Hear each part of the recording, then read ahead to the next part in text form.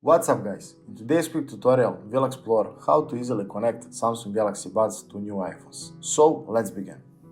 First, let's open the settings app on your iPhone. Once you're in settings, navigate to the Bluetooth section.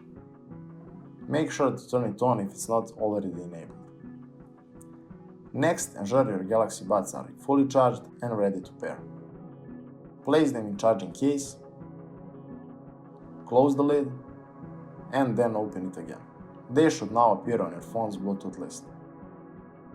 If you don't see them, tap and hold the touch buds on both earbuds until the light indicator flashes. This means they're ready to pair.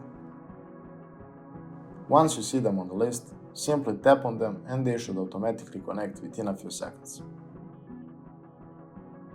To turn the active noise cancellation on or off, just tap and hold the touch buds on both earbuds until you hear a voice prompt confirming the change. Now you're all set to enjoy your music, make calls, or anything else with your Galaxy Buds. I hope you find this video helpful. Thank you for watching and see you in the next one.